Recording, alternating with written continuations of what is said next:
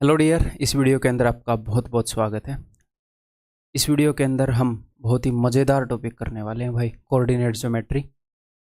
हो सकता है इस टॉपिक की इमेज आपके मन में अच्छी ना रही हो, अभी अच्छी हो जाएगी। बहुत ही मज़ेदार, बहुत ही इंटरेस्टिंग टॉपिक है। और जिस तरीके से हम अरिथमेटिक को समझते हैं, परसेंटेज को, प्रॉफिट एंड लॉस को, वैसे ही इसको समझें। लेकिन ये टीयर 2 के लिए है, तो मैं डेफिनेटली फास्ट पेस अपनी रखूँगा है। सारी चीज़ें प्रूव करके नहीं दिखाऊंगा फाउंडेशन बैक की तरह, बट फिर भी मज़ा आ जाएगा आपको। जो आपकी अंडरस्टैंडिंग है वो काफ़ी अच्छी, ठीक है।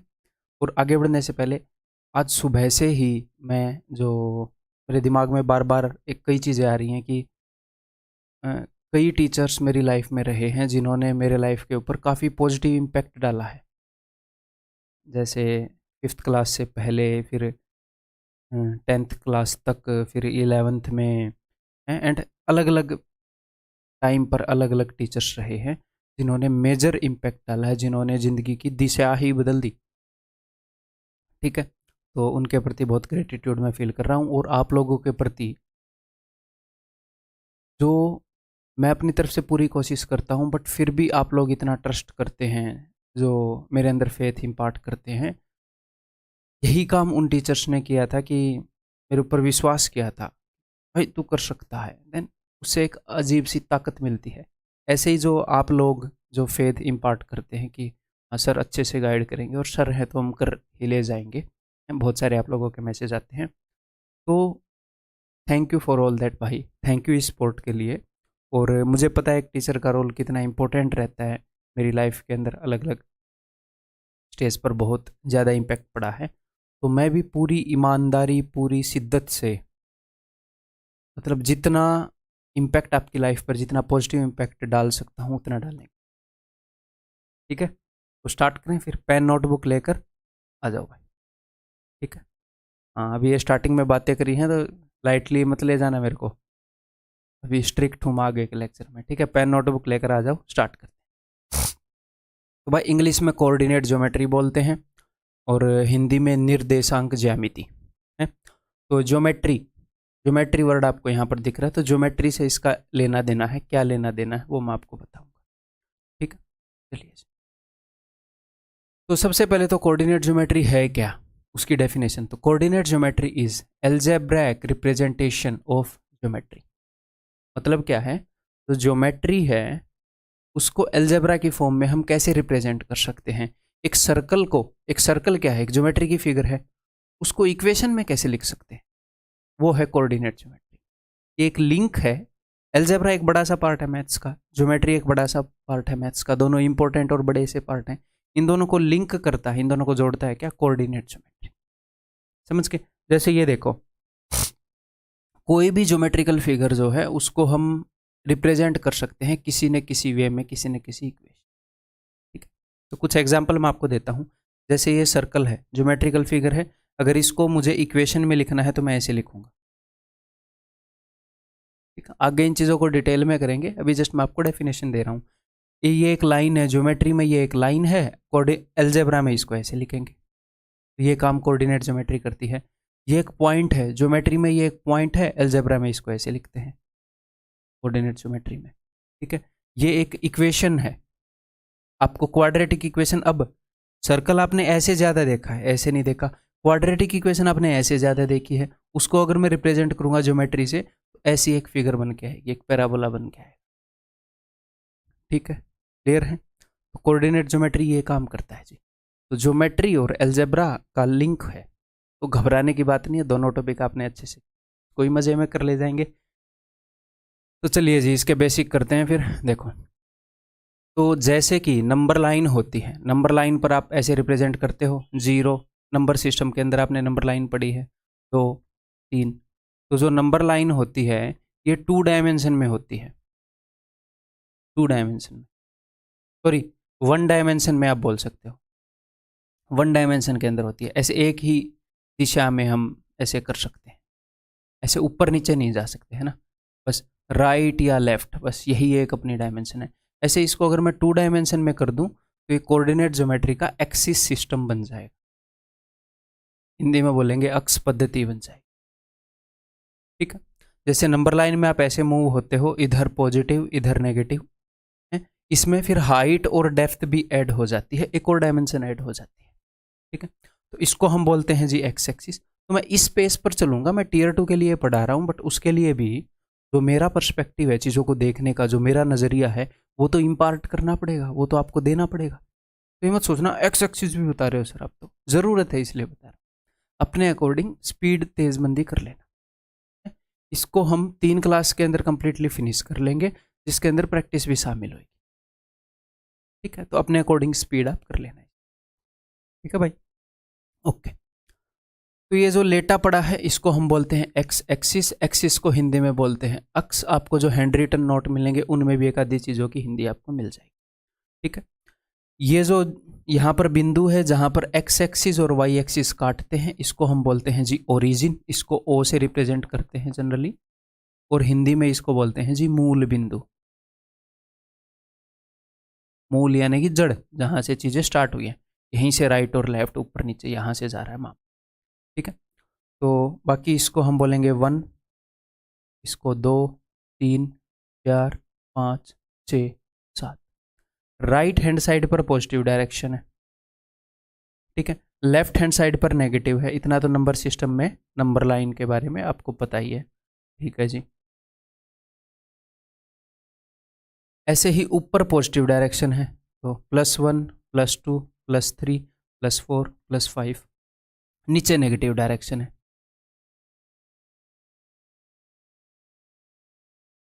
तो जो हॉरिजॉन्टल मूवमेंट है, हॉरिजॉन्टल यानी कि ऐसे, जो ऐसे मूवमेंट है उसको रिप्रेजेंट करता है एक्स एक्सिस। नेगेटिव वाले में एक्स डैश, पॉजिटिव वाले में एक्स।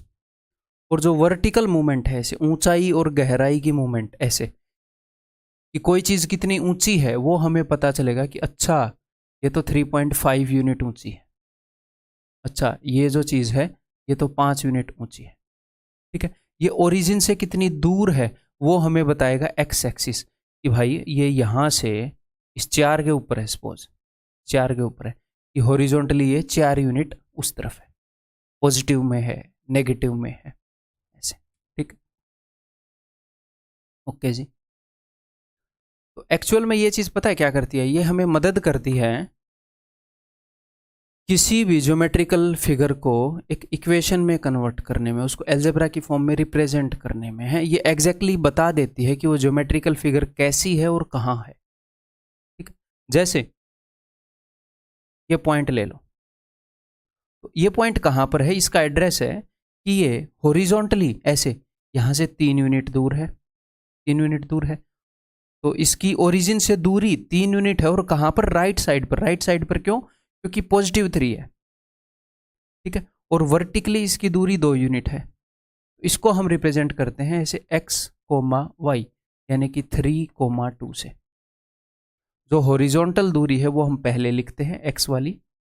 अगर यहाँ पर -3 होता, यानी कि ये ओरिजिन से 3 यूनिट दूर है लेकिन इस डायरेक्शन में -3। ठीक है, और ये इसकी वर्टिकल डायरेक्शन है।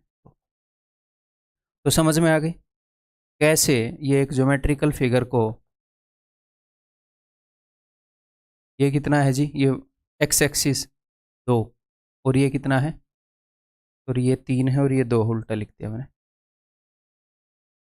ये 3 की दूरी पर है और 2 की हाइट पर है। सिंपल सी बात है, आपने स्कूल में ही पढ़ी होगी, बिल्कुल बेसिक है।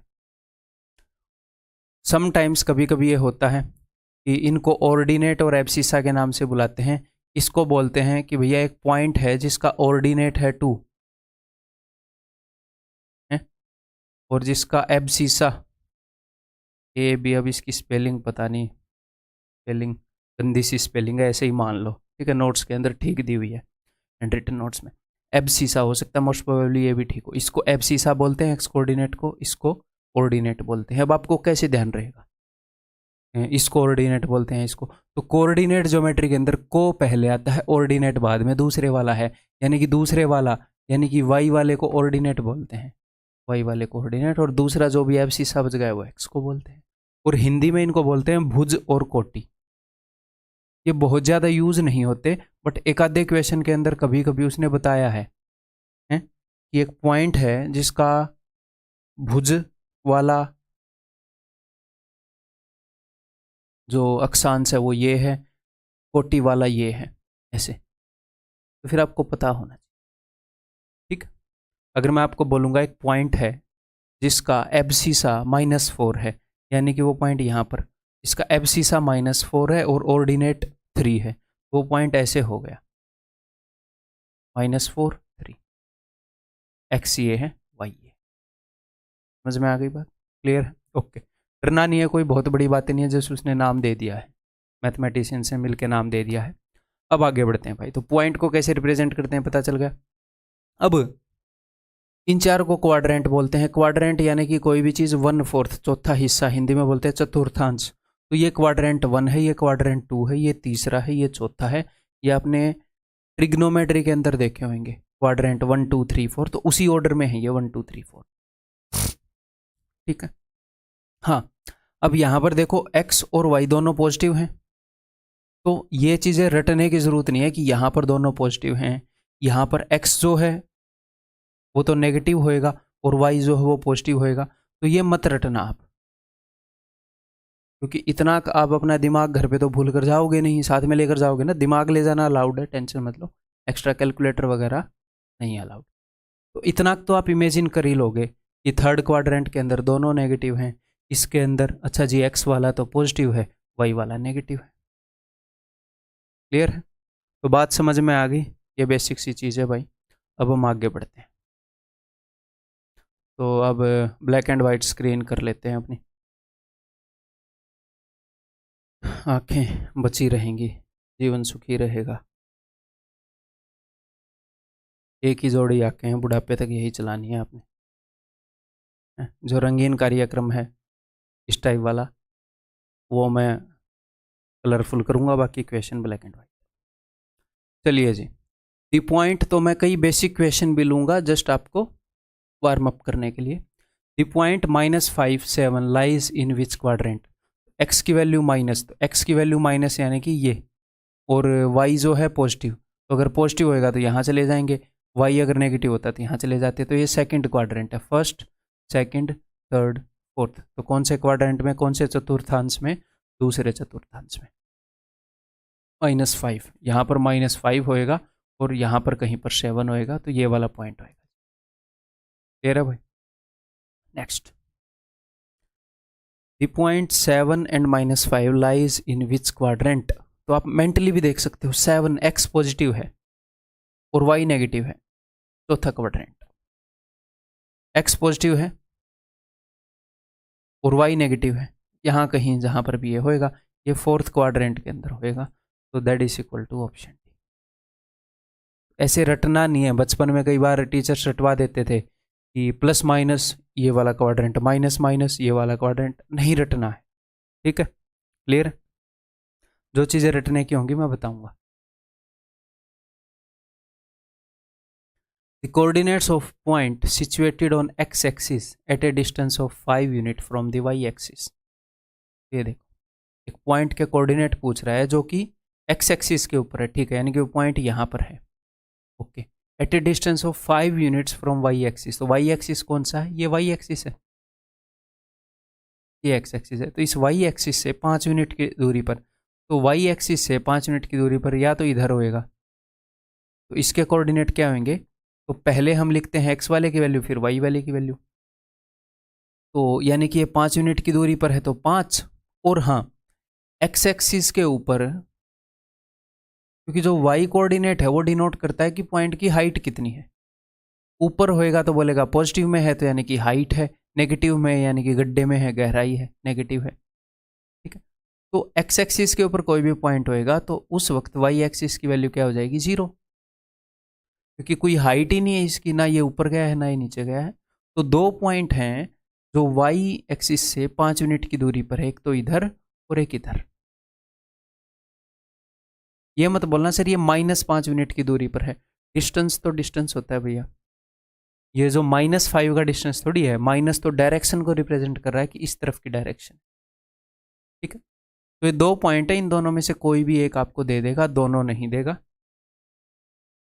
5 0 दे दिया उसने। ठीक, क्लियर है? इन दोनों में से कोई भी दे सकता है, ये मत सोचना ओनली पॉजिटिव वाला दे सकता, कोई भी एक दे देगा।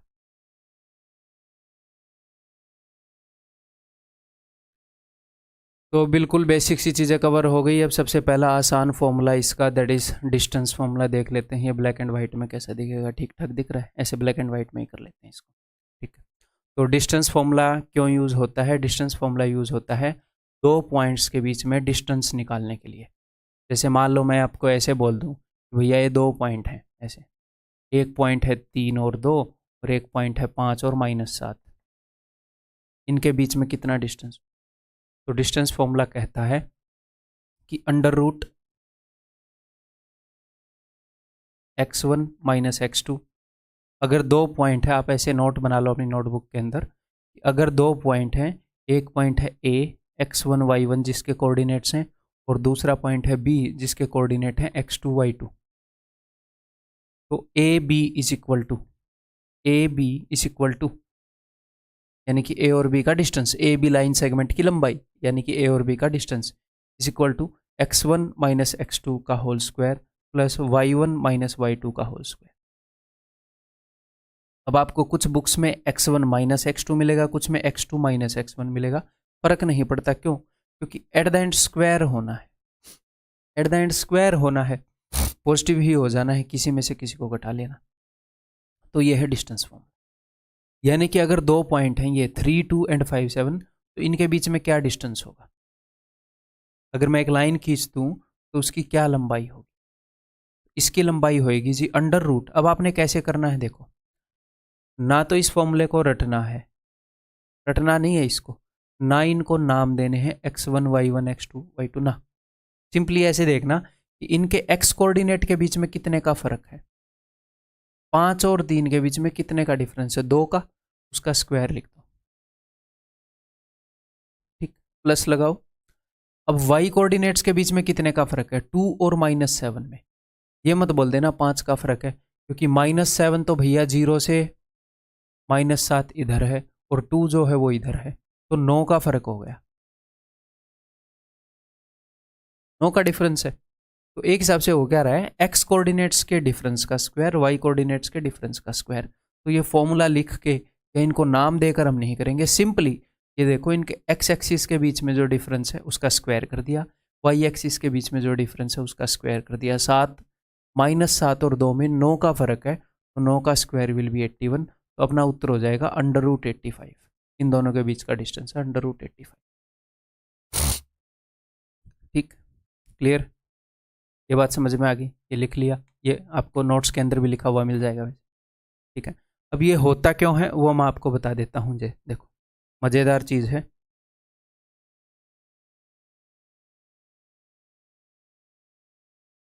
देखो मान लो इसके कोऑर्डिनेट है x1 y1, इसके कोऑर्डिनेट है x2 y2, मुझे ए बी की लंबाई निकालनी है। मैं एक काम कर लेता हूँ, मैं ये राइट एंगल ट्रायंगल बना लेता हूँ। इस राइट एंगल ट्रायंगल के अंदर मुझे हाइपोटेन्यूज की लंबाई निकालनी है, जी हाँ, इसको मैं नाम दे देता हूँ जी पी। अब मेरी बात ध्यान से सुनो, यहाँ से लेकर यहाँ तक की दूरी को क्या बोलोगे आप? इस पॉइंट का जो x कोऑर्डिनेट है, यहाँ से लेकर यहाँ तक की दूरी को आप क्या बोलोगे? x2। यहाँ से लेकर यहाँ तक x2 का डिस्टेंस रहा होगा, तभी इसका कोऑर्डिनेट x2 है। तो यहाँ से यहाँ तक की दूरी अगर x2 है, तो यहाँ से यहाँ तक की दूरी भी x2 ही है। इसका एक तो x कोऑर्डिनेट आ गया x2, और यहाँ से यहाँ तक की दूरी को क्या बोलोगे? फिर यहाँ से यहाँ तक की दूरी है y1, क्योंकि ये जो y कोऑर्डिनेट है क्या रिप्रेजेंट करता है इस पॉइंट के लिए? भैया ये पॉइंट, इसकी हाइट कितनी है? y1, तो भैया यहाँ से यहाँ तक की हाइट भी y1 होगी, ठीक, ओके। नेक्स्ट, तो यहाँ से यहाँ तक की दूरी को क्या बोलोगे? यहाँ से यहाँ तक की दूरी को कितनी है? तो सर इसका x coordinate x1,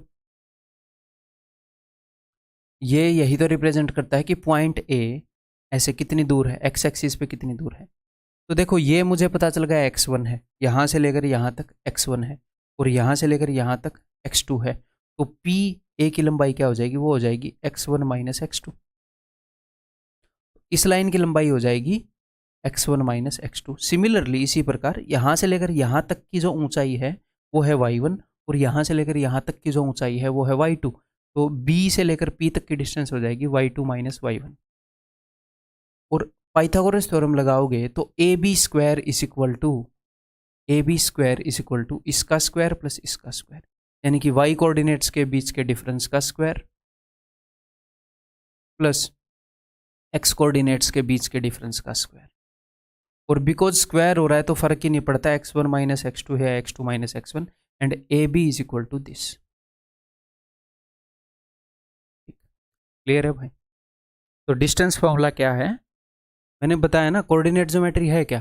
coordinate geometry algebra और ज्योमेट्री का लिंक है। तो कोऑर्डिनेट ज्योमेट्री की हर एक चीज़ ऐसे ज्योमेट्री वाले फॉर्मूलों से हम प्रूव कर सकते हैं, हर एक चीज़। ठीक, उसी को अलजेब्राई फॉर्म में लिखा इन्होंने। तो डिस्टेंस फॉर्मूला ऐसे पाइथागोरस थ्योरम का ही एक रूप है। तो ये बात समझ में आ गई? आपने याद क्या रखना? आपने याद रखना है कि दो पॉइंट के बीच का डिस्टेंस देखना है तो अंडर रूट एक्स कोऑर्डिनेट के बीच में जो भी डिफरेंस है इसी में से किसी को घटा के देख लो, डिफरेंस स्क्वायर करके लिख दो, वाई कोऑर्डिनेट के बीच का डिफरेंस स्क्वायर करके लिख दो, खत्म। अब मुझे इसका उत्तर बताओ जल्दी से, इस पॉइंट और इस पॉइंट के बीच की कितनी दूरी है? देखो कैसे करेंगे। ये दूरी है भैया 4 और 7 के बीच में कितने का डिफरेंस है सर? 3 का स्क्वायर 9। 3 और 0 के बीच का डिफरेंस 3, तो सर 3 का स्क्वायर 9, तो 9 और 9 18, तो ये हो जाएगा 3√2। सिंपल ऐसे लगाएंगे, ठीक है। इन पॉइंट्स के बीच का डिफरेंस बताओ, डिस्टेंस बताओ भाई। -2 और -9 के बीच में कितने का गैप है? दोनों नेगेटिव हैं, 7 का गैप है, 7 का स्क्वायर 49। 4 और -2 के बीच में एक -2 है, 0 से इधर एक 4 उधर है, 6 का गैप है, तो 6 का स्क्वायर 36। 4 और 3 7 70 और 15 85, √85। Next,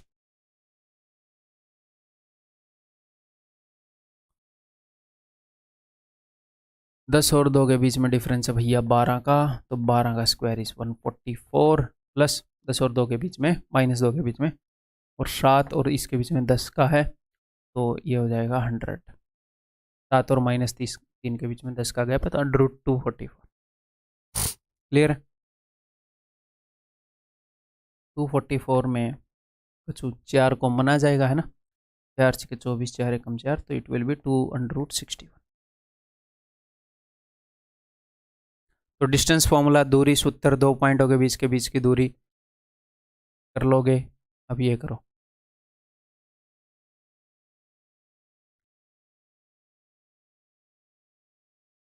the distance between points A4 and 3 2, इन दोनों पॉइंट्स के बीच में डिस्टेंस इतना है, ठीक है। अंडर रूट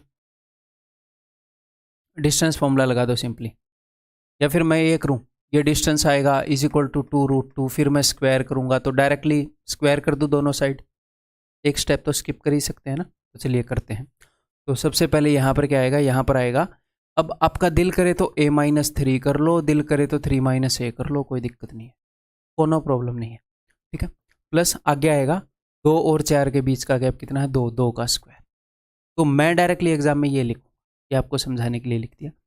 तो इसका अगर मैं स्क्वायर करूँ तो इसको, इसने A की वैल्यू पूछी है, तो इसको तो खोले बिना भी आ जाएगी। मैं दोनों तरफ स्क्वायर कर रहा हूँ, A-3 का square plus 4 is equal to 8। अगर ये 4 उधर जाएगा तो इट इम्प्लाइज दैट A-3 का स्क्वायर इज इक्वल टू 8 में से 4 गया 4, ठीक है।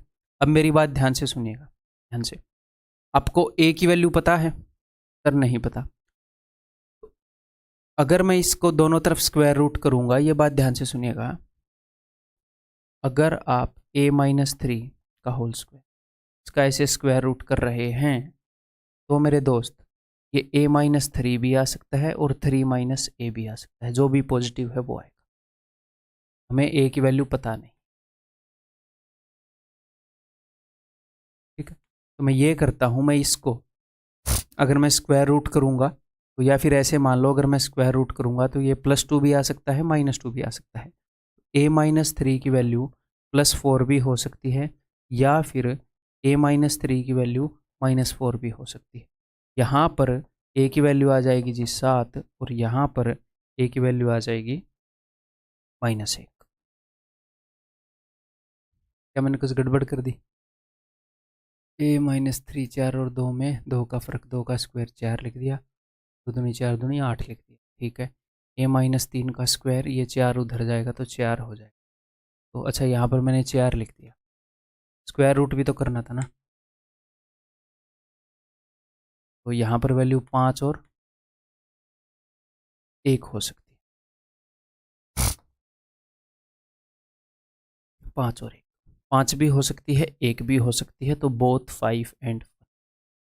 यहाँ पर अब कई बच्चों को ये डाउट आया होगा, उन्होंने ये कर दिया होगा कि उन्होंने डायरेक्टली a-3 का स्क्वायर खोल दिया होगा, ऐसे a² -6a + 9 और आगे उन्होंने लिख दिया होगा इसका 2 का स्क्वायर 4 और आगे = 8।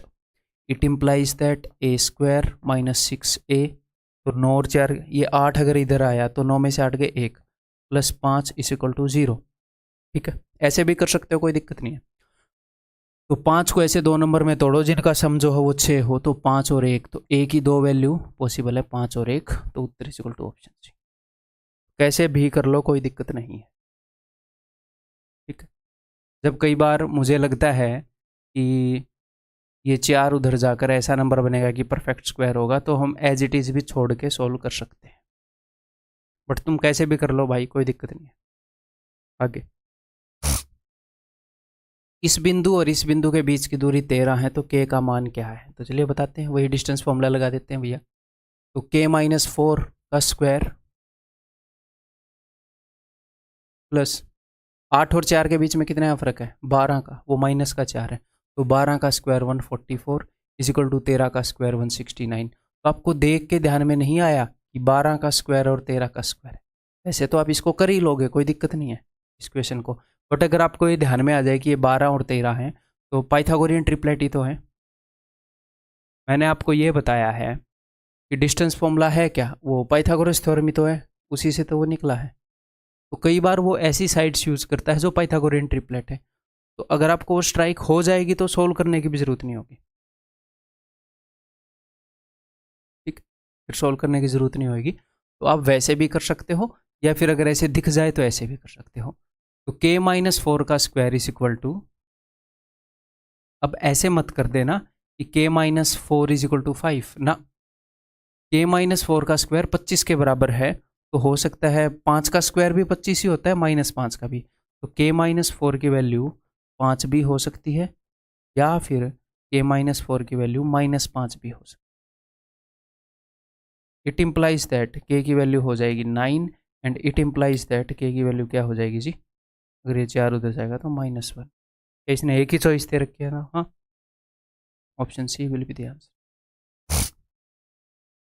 आप इसको वैसे भी कर सकते थे, क्वाड्रेटिक इक्वेशन बना के, कोई दिक्कत नहीं है।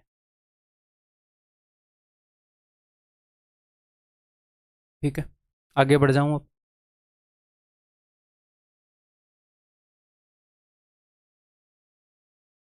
विच point on the Y axis is equidistant आएगा, equidistant from point this and this, तो समान दूरी पर है इन दोनों पॉइंट से वाई एक्सिस पर। तो वाई एक्सिस पर कोई भी पॉइंट है, अगर वाई एक्सिस पर आप कोई भी पॉइंट बनाओगे, कहीं पर भी लोगे, तो उसका जो एक्स कोऑर्डिनेट वाला हिस्सा है ये 0 होएगा,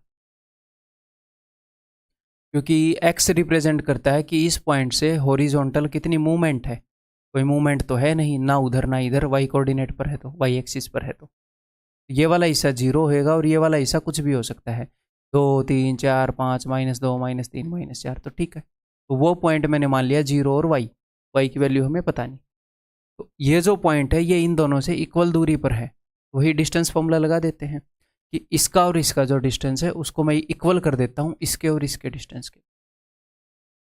करें फिर, मान लो इस पॉइंट को मैं मान लूँ ए, और इसको मैं मान लूँ बी, और इसको मैं मान लूँ सी, तो सिंपली मैं कर क्या रहा हूँ, मैं कर रहा हूँ ए बी = ए सी, इस पॉइंट का डिस्टेंस दोनों से सेम है, चलिए सी। तो 0 और 12 का फ़र्क है जी 12, 144 प्लस, मैं इनके स्क्वायर को इक्वेट कर रहा हूँ वैसे तो, y और 3 का फ़र्क है y², y -3 का स्क्वायर खोल रहा हूँ, -6y + 9 = तो मैं a और c का डिफरेंस, 0 और -5 में 5 का फ़र्क है, तो 25, और y -10 का होल स्क्वायर खोल रहा हूँ, प्लस y² -20y + 100। मैंने जो कोऑर्डिनेट ज्योमेट्री है उसका फाउंडेशन बैच वाला कंटेंट भी मैं इसमें एक्टिवेट करवा दूंगा, किसी को अगर डिटेल में पढ़ना है एक बार टीयर 2 होने के बाद। फिलहाल इसी से कर लो, अभी टीयर 2 वाली पेज पर मैं करवाऊँ। अगर मैं इस 20y को इधर ले आऊँ तो 20 में से 6 गए 14, 14y = y इधर 100 है, 100 से मैंने 100 काट दिया, इधर सिर्फ 44 रह गया। तो 9 और 4 13, 53 - 25, 13 में से 5 गए 8, 53 उधर जाकर नेगेटिव का होगा ना, और 4 में से 2 गए 2, तो y = -2। तो y की वैल्यू अगर -2 है तो वो पॉइंट क्या हो गया, 0 और -2, यहाँ पर होएगा ये पॉइंट ना, ऑप्शन बी। ठीक, clear. Next, the coordinates of the point on the x-axis which are at a distance of 5 unit, the coordinates of the points on x-axis which are at a distance of 5 unit from this point। एक बार मैं आपको ये कहना क्या चाह रहा है वो मैं डायग्राम के थ्रू समझा दूं। ये कोई ना कोई पॉइंट है, 6 - 3 है, यहाँ पर कोई पॉइंट है, आपको ये डायग्राम बनाने की जरूरत नहीं है, बट मैं समझा रहा हूँ। ये बोल रहा है कि एक्स एक्सिस पर कोई पॉइंट है जो इससे इक्वल दूरी पर है, तो उसके कोऑर्डिनेट्स बताओ। पॉइंट्स देखो, कई पॉइंट भी इससे सेम दूरी पर हो सकते हैं। मान लो एक पॉइंट यहाँ है और एक पॉइंट यहाँ है, अगर ये आइसोस्केलस ट्रायंगल बनेगी ऐसे, तो यहाँ पर भी दूरी 5 यूनिट है, यहाँ पर भी 5 यूनिट दूरी है, ऐसे हो सकता है। ठीक, अदरवाइज आपको ये नॉलेज जानने की जरूरत नहीं है, जो भी वो पूछ रहा है उसको आप पेपर पर लिख दो, उसको फॉलो कर लो बस। The coordinates of points on the x axis, तो एक्स एक्सिस पर कोई भी पॉइंट होएगा, एक्स एक्सिस पर कोई भी पॉइंट है तो ये होएगा, एक्स एक्सिस की कुछ वैल्यू होएगी +- और वाई एक्सिस 0 होएगा। वाई एक्सिस रिप्रेजेंट करता है एक्स एक्सिस के ऊपर वहाँ होगा ना पॉइंट, वही मैं सोच रहा कि मैं बोल सही रहा हूँ, होना ऐसे चाहिए, और पता नहीं ठीक है, एक्स एक्सिस पर कोई भी पॉइंट होएगा, मान लो ये है पॉइंट, वो यहाँ पर होएगा, ये है एक्स एक्सिस। तो ऐसे 2 पॉइंट हो सकते हैं जो इससे इक्वल दूरी पर हों। तो एक्स एक्सिस पर कोई भी पॉइंट है, उसकी हॉरिजॉन्टल मूवमेंट तो होएगी, एक्स कोऑर्डिनेट तो होएगा, वर्टिकल मूवमेंट नहीं होएगी ऊपर नीचे, तो वाई कोऑर्डिनेट 0 होएगा उसका, एक्स 0 होएगा। तो मैंने वो पॉइंट रेंडमली x0 मान लिया, उसने बोला एक्स एक्सिस पर कोई पॉइंट है तो आपने मान लिया x0। क्या इसको रट के रखना है कि एक्स एक्सिस पर x0, वाई एक्सिस पर 0y? नहीं, आप खुद सोच सकते हो, एक्स एक्सिस पर कोई भी पॉइंट लो। यार पॉइंट तो बहुत सारे हैं एक्स एक्सिस पर, तो एक्स कोऑर्डिनेट तो पता नहीं क्या होएगा, मैंने एक्स मान लिया। वाई कोऑर्डिनेट का मैं श्योर हूँ 0 होएगा, कोई मूवमेंट नहीं। तो एक्स एक्सिस पर एक पॉइंट है जिसका डिस्टेंस इससे 5 यूनिट है, तो कर देते हैं काम, x - 6 का स्क्वायर, तो x² - 12x + 36, और 0 और -3 में 3 का गैप है, तो 3 का स्क्वायर 9 = 25। यहाँ पर भी वैसे पाइथागोरियन ट्रिपलेट यूज हो रहा है। जैसे ये देखो, ये 5 का स्क्वायर है और ये 3 का स्क्वायर है, 3 4 5, ये 4 का स्क्वायर है। चलो इसको ऐसे कर लेते हैं, दिख जाए तो ठीक है, नहीं तो ठीक है।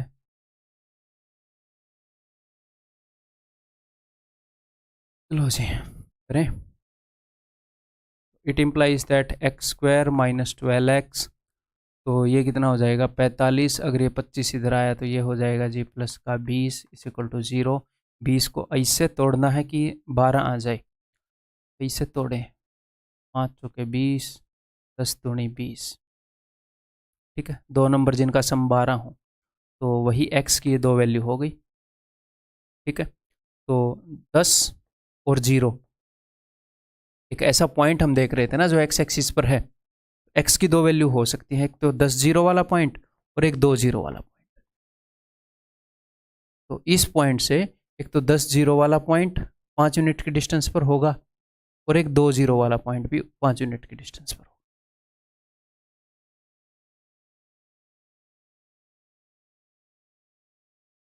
Option B. ये समझ में आ रहा है कोऑर्डिनेट ज्योमेट्री का गेम क्या है? वही ज्योमेट्री प्लस एलजेब्रा है, और ज्योमेट्री और एलजेब्रा की तरह ही हम क्लियर कट इसको समझ सकते हैं, जैसे हम उनको समझ सकते हैं वैसे ही इनको रटने की जरूरत नहीं है। नेक्स्ट हम करेंगे जी division of a line by a point. बिंदु द्वारा रेखा का विभाजन कैसे होता है देखते हैं। देखो, दो तरीके से एक पॉइंट एक लाइन को डिवाइड कर सकता है, एक तो इंटरनली, एक एक्सटर्नली। ठीक है, एक्सटर्नली वो कैसे डिवाइड करता है, बाह्य विभाजन कैसे करता है, बाद में डिस्कस करेंगे, उसकी टेंशन मतलब ईजी है। मैं आपको हो सकता है याद हो स्कूल के दौर से कि अरे वो तो बड़ा मुश्किल था, मैं आसान बनाऊंगा आपके लिए, टेंशन मत। पहले इंटरनल डिवीजन करते हैं। क्या होता है अंतः विभाजन? ये होता है कि मान लो अपने पास एक लाइन है ए बी, ठीक है, इसका एक कोऑर्डिनेट है, ये इस पॉइंट के कोऑर्डिनेट्स हैं x1 y1 और इस पॉइंट के कोऑर्डिनेट्स हैं x2 y2। कोई भी लाइन हो सकती है और कोई पॉइंट है इसके ऊपर, let this point be P, तो ये इस लाइन को किसी भी रेशो में बांट रहा है, 2:3 हो गया, 3:4 हो गया, 5:8 हो गया, किसी भी रेशो। ठीक है, तो सपोज ये यहां पर बांट रहा है m/n के अंदर, तो पॉइंट P के कोऑर्डिनेट पूछता है वो आपसे कि अगर एक लाइन है जिसके पॉइंट A के कोऑर्डिनेट बता देगा, सबसे बेसिक क्वेश्चन बता रहा हूं, ठीक है, सबसे बेसिक क्वेश्चन कैसा होगा, ऐसे बोल देगा कि एक लाइन है ए बी, पॉइंट ए के कोऑर्डिनेट है 2 3, इसके कोऑर्डिनेट है कुछ भी -8 और 2, तो एक पॉइंट है जो कि इसको 2:3 रेशियो में बांट रहा है, उसके कोऑर्डिनेट बताओ। कौन सा पॉइंट है जो इस लाइन को 2:3 रेशियो में बांटेगा, ये आपसे पूछ लेगा। ठीक है, तो मैं पहले आपको फॉर्मूला बताता हूँ इसका, बाद में अंडरस्टैंडिंग बताऊंगा। ठीक है, तो ये जो पॉइंट P है इसका एक्स कोऑर्डिनेट हमें मिलेगा कैसे, सुनो ध्यान से।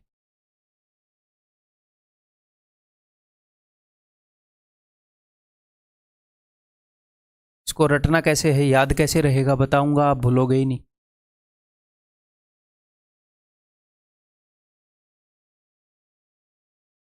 देखो ध्यान से सुनिएगा जी। नंबर 1 तो मेरी एक ये बात ध्यान रखो, अगर मैं आपको बोल रहा हूँ एक पॉइंट है P जो लाइन ए बी को बांट रहा है m/n में, लाइन ए बी को, तो पहले मैंने किसका नाम लिया है A का, और फिर मैंने किसका नाम लिया है B का। तो पॉइंट P अगर ए बी को बांट रहा है m/n में, तो A की तरफ वाला जो पोर्शन है वो m है, B की तरफ वाला n है। ये लैंग्वेज ऐसे भी तो हो सकता है ना, पॉइंट P यहां पर भी तो ए बी को m/n रेशियो में बांट रहे हैं, बट ये पॉइंट अलग है, ये पॉइंट अलग है। तो मैं अगर बोलूंगा लाइन ए बी को बांटा गया है, तो ए की तरफ पहले वाला हिस्सा आएगा रेशियो का। अगर मैं बोलूँ लाइन बी ए को बांटा गया है, यहां पर मैथमेटिकली इसको लिखेंगे लाइन बी ए को बांटा गया है m/n में P के। तो ये बात समझ लो।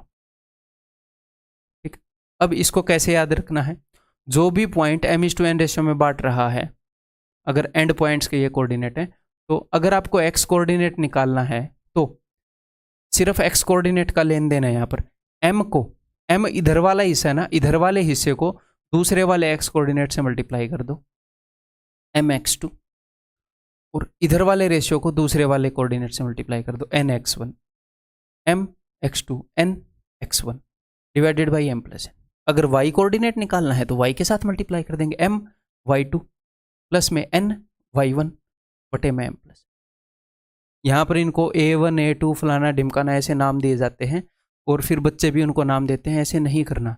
मान लो यही क्वेश्चन है, अगर मुझे x कोऑर्डिनेट निकालना है तो मैं इधर वाले रेशियो को उधर वाले से 2 8 16, और फिर अब इधर वाले एक्स एक्सिस से 3 दूनी 6 बटे में 2 + 3 5, सिंपल।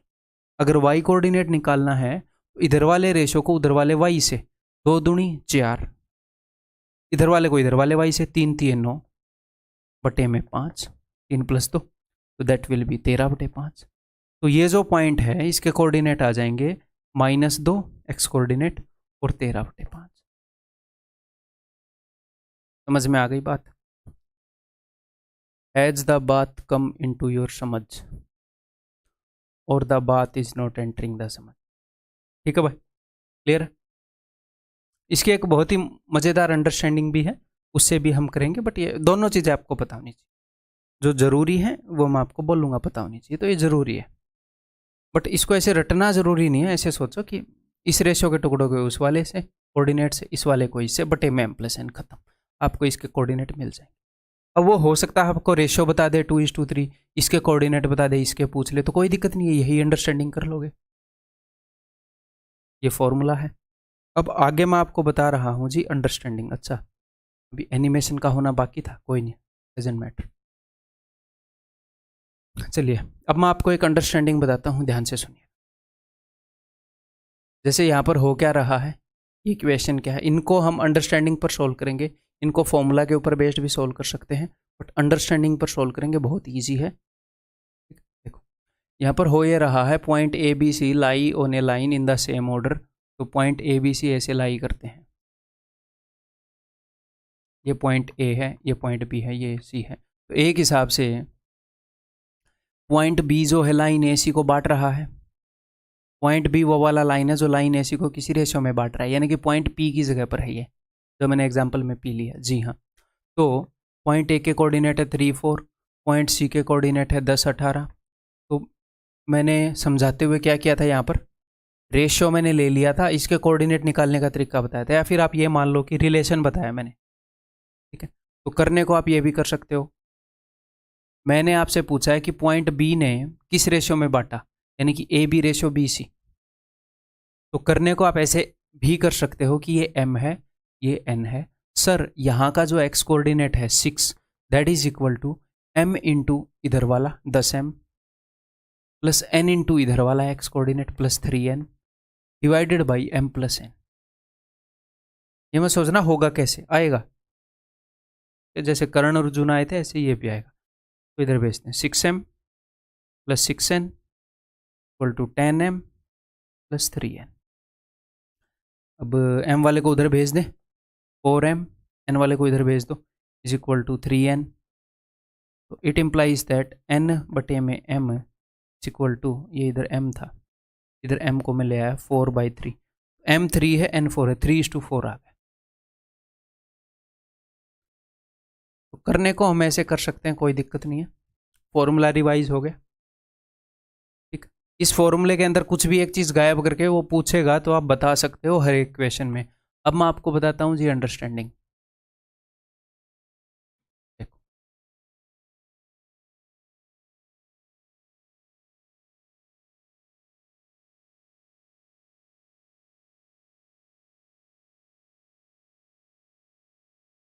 ध्यान से समझिएगा, नहीं तो फिर दिक्कत होगी। और मैं इस चीज़ का प्रूफ आपको यहाँ पर नहीं दूंगा, फाउंडेशन बैच में देता हूँ। टीयर 2 के लिए प्रूफ की ज़रूरत नहीं है, ठीक है, ऐसे ही समझ लो। देखो आप सिर्फ एक्स एक्सिस को पकड़ो, सिर्फ एक्स कोऑर्डिनेट्स को पकड़ो। इनके बीच में कितने का डिस्टेंस है, यहाँ पर आप बोलोगे सर 3 का, और इनके बीच में सिर्फ एक्स कोऑर्डिनेट को पकड़ो सर 4 का, तो बस 3:4 में बटेगी लाइन, खत्म। या फिर सिर्फ वाई कोऑर्डिनेट को पकड़ो, इनके बीच में कितने का डिस्टेंस है यहाँ पर सर 6 का, तीनों जगह के वाई कोऑर्डिनेट को पकड़ो, इनके बीच में सर 8 का, काट दो, 2 3 6, 2 चौके 8, 3:4 रेशियो में बांटेगा ये वाला पॉइंट इस लाइन को, खत्म। बहुत आसान है। फिर सर फॉर्मूला क्यों बताया, जरूरी है भाई, जरूरी है, एक आधी बार काम आ जाता है। अदरवाइज हम ये फॉलो करेंगे जहाँ पर हम ये फॉलो कर सकेंगे, ठीक है। ये किसी बुक में नहीं मिलेगी आपको ऐसे ऐसे कर लो, नहीं मिलेगा। तो अब मैं इसको एक लाइन में बताऊं, मामला क्या है। अगर आप 3 लगातार पॉइंट्स हैं, सिर्फ उनके सिर्फ एक्स एक्सिस का गैप लो और उनका वो कर लेते हो आप। हाँ, ये तभी लागू होता है, कब लागू होता है, जब तीनों पॉइंट एक लाइन पर हों। ऐसे नहीं है कि पॉइंट ए यहाँ पर है, पॉइंट सी यहाँ पर है और पॉइंट बी यहाँ पर है, फिर आप बोलो कि मैंने तो इस डिस्टेंस और इस डिस्टेंस का रेशियो बता दिया। नहीं, तो जब ऐसे क्वेश्चन आएंगे कि एक पॉइंट एक लाइन को डिवाइड कर रहा है, वो तो लाइन पर होना ज़रूरी है। तो जब भी इंटरनल डिवीजन के ये फॉर्मूला भी तभी लागू होएगा जब बीच वाला पॉइंट लाइन पर है, ऑफ कोर्स, तभी वो लाइन को डिवाइड कर रहा है पॉइंट। तो जो ये इस तरह के क्वेश्चन है वो सारे हम ऐसे कर सकते हैं। ठीक, क्लियर है भाई। तो या तो एक्स कोऑर्डिनेट्स का गैप ले लो, इनका और इनका, उनका रेशियो निकाल लो, या वाई कोऑर्डिनेट्स का गैप देके उनका रेशियो निकाल लो। अब हम इसी अंडरस्टैंडिंग को यूज करेंगे इन क्वेश्चंस को करने में। हम फॉर्मूले को भी कर सकते हैं बट हम अंडरस्टैंडिंग यूज करेंगे। तो मैं सिर्फ एक्स कोऑर्डिनेट पकड़ रहा हूँ। 6 और 5 में कितने गैप है सर? 1 का, ठीक है। और 5 और 3 में कितने गैप है? 2 का। अब ये मत बोलना कि इसमें से इसको घटाऊं, इसमें से इसको घटाऊं, या इसमें से इसको घटाऊं। सिर्फ गैप, सिर्फ डिस्टेंस देख लो, वो नंबर लाइन पर गैप कितने का आ रहा है। तो 1:2 रेशियो में ये वाला पॉइंट बांट देगा भैया। किस रेशियो में बांट देगा? 1:2 रेशियो में बांट देगा, ठीक। अब 1:3 रेशियो में बांट रहा है एक पॉइंट, तो मुझे इतना ज़रूर पता है कि अगर मैं एक्स कोऑर्डिनेट्स को लूँ तो यहाँ का और यहाँ का गैप जो है, और यहाँ का और यहाँ का जो गैप है, वो 1:3 रेशियो में है। इतना मुझे पता है कि जो एक्स कोऑर्डिनेट्स का गैप है वो 1:3 रेशियो में है। तो टेंशन नहीं लेना। देखो इसको हम कैसे देखें, बहुत जल्दी कर सकते हैं। देखो ये है 0, सिर्फ मैं 0 को ले रहा हूँ, ये है 8 है। यहाँ पर एक पॉइंट है जो कि बांट रहा है इस डिस्टेंस को 1:3 रेशियो में। अगर टोटल डिस्टेंस 4 है, 3 और 1 4, अगर टोटल डिस्टेंस 4 है तो ये टुकड़ा 1 है। तो मैं क्या करता हूं, देखो टोटल डिस्टेंस निकालता हूं, कितना है? 8। 8 का गैप है 0 और 8 में, उसका 1/4 कर देता हूं 2। मेरे को ये टुकड़ा मिल गया। तो 0 से 2 आगे 2, इसका एक्स कोऑर्डिनेट है 2। अब देखो ये -8 है, ये 4 है, इसके बीच में गैप देखो, 8 और 4 के बीच में 4 का गैप मत बोलना, ये माइनस का है, तो 12 का गैप है। तो टोटल गैप यहां से लेकर इस पॉइंट के बीच में 12 का गैप है। बट मैं तो इंटरेस्टेड हूं यहां से यहां के गैप में। आपको पता है पहले वाला टुकड़ा 1 है तो दूसरे वाला टुकड़ा 3 है, ये टुकड़ा 1 है तो ये टुकड़ा 3 है। टोटल अगर 4 डिस्टेंस है तो ये वाला गैप सिर्फ 1/4 है, तो 12 का 1/4 3। अब मेरी बात ध्यान से सुनो, अब मजेदार है कहानी। हमें यह देखना होता है कि चीज जा किस तरफ रही है, डायरेक्शन क्या है। -8 के बाद ये बढ़ रहा है या घट रहा है? बढ़ रहा है तो जोड़ूं, घट रहा है तो घटाऊं। बढ़ रहा है तो 3 को जोड़ूंगा, घटेगा तो घटाऊंगा। ये -8 से +4 की तरफ चला गया, बढ़ गया, ये माइनस से प्लस हो गया, बढ़ गया। तो 3 और जोड़ दो, इसे 3 स्टेप और आगे, यानी कि -5। 3 जोड़ दोगे तो -5। -8 से 4 की तरफ जा रहा है, उस डायरेक्शन में 3 कदम आगे चलाना है मैंने, -5। इसको और करेंगे तो आपको और समझ में आएगा। अभी अगर समझ में नहीं आया तो टेंशन नहीं लेनी। एक और अगला क्वेश्चन भी ऐसे ही मज़ेदार डिटेल में बताऊंगा, ये वाला देखो। जिसको समझ में आ गया वो अगले क्वेश्चन को स्किप कर सकता है या तेज कर सकता है। देखो अब ये एक पॉइंट है ए और ये एक पॉइंट है सी। तो मुझे इतना पता है कि पॉइंट ए और सी, सिर्फ एक्स कोऑर्डिनेट को पकड़ो, -7 और ये है 3। -7 और 3 के बीच में कितना गैप है? 10 यूनिट का। अब मुझे ये नहीं पता ना यहाँ का एक्स एक्सिस क्या होगा। -7 और 3 के बीच में कुछ भी हो सकता है, -6, -5, कुछ भी हो सकता है, -5.5, कुछ भी हो सकता है। ओके, तो ये पूरा जो गैप है ये 10 का है। मैं सिर्फ इस चीज़ में इंटरेस्टेड हूँ कि यहाँ से यहाँ का डिस्टेंस कितना है, फिर ये आ जाएगा। ओके, तो यहाँ से यहाँ का गैप है 3 और यहाँ से यहाँ का गैप है 2। तो पूरा गैप अगर 5 का है तो ये 3 है, ये 3/5 है ये वाला गैप। तो मैं पूरा गैप देखूंगा, -7 और 3 में 10 का गैप है, उसका 3/5 6।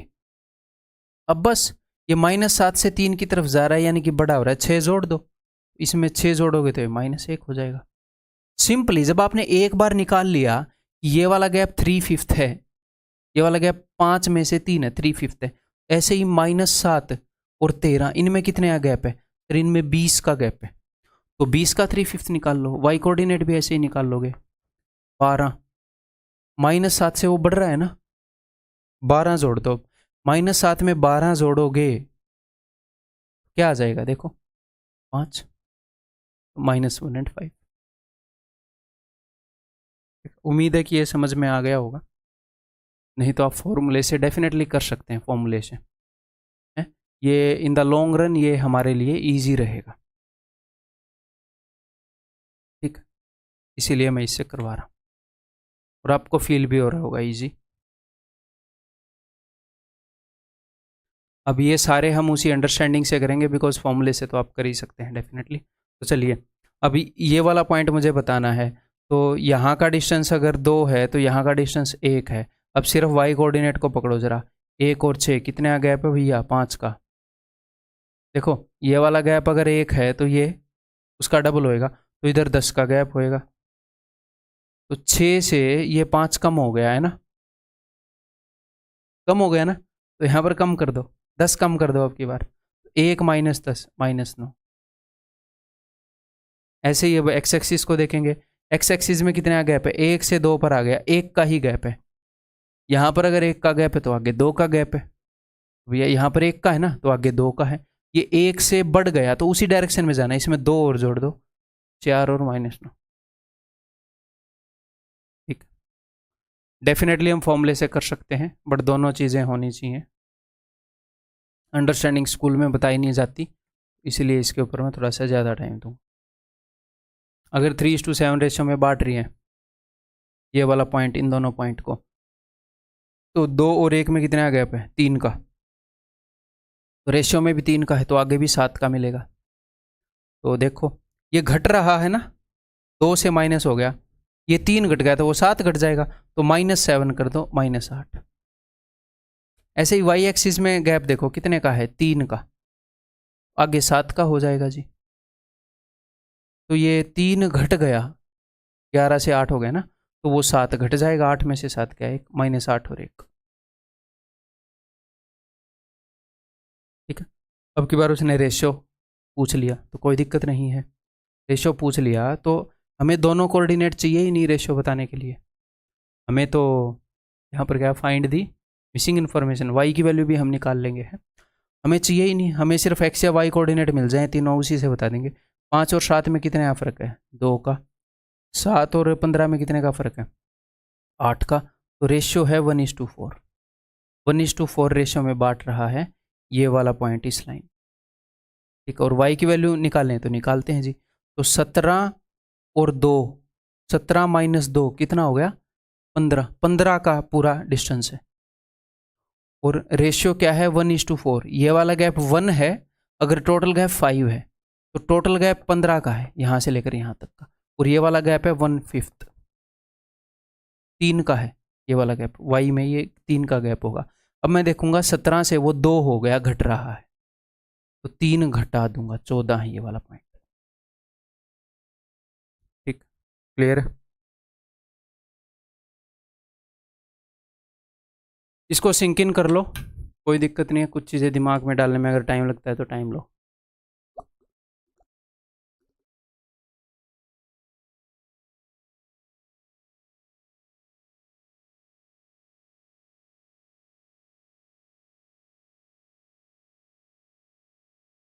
Point A divide segment B C in ratio 1:3, coordinates of B are. देखो बी सी को डिवाइड करता है पॉइंट ए, कहीं ना कहीं पड़ा होगा बीच में, 1:3 रेशियो में।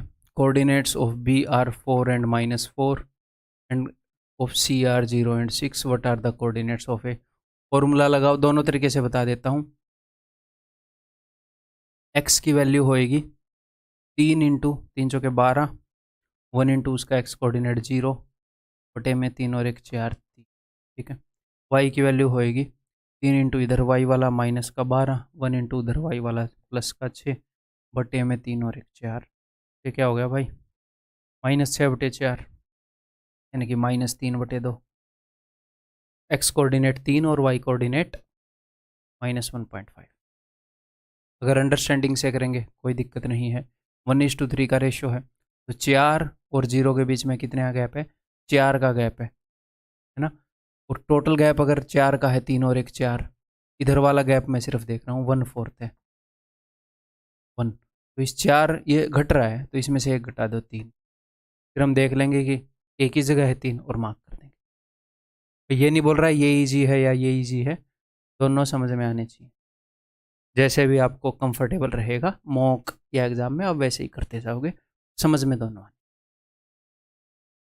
ऐसे ही वाई एक्सिस निकाल लेंगे। -4 और 6 के बीच में 10 का गैप है, मुझे पूरे गैप का 1/4 चाहिए, यानी कि 5/2, है ना। अब मुझे यहाँ से देखो ये माइनस से पॉजिटिव हो गया, ये बढ़ रहा है, 5/2 बढ़ेगा, -4 + 5/2, 2 चौके 8 में -3/2। ठीक, क्लियर है।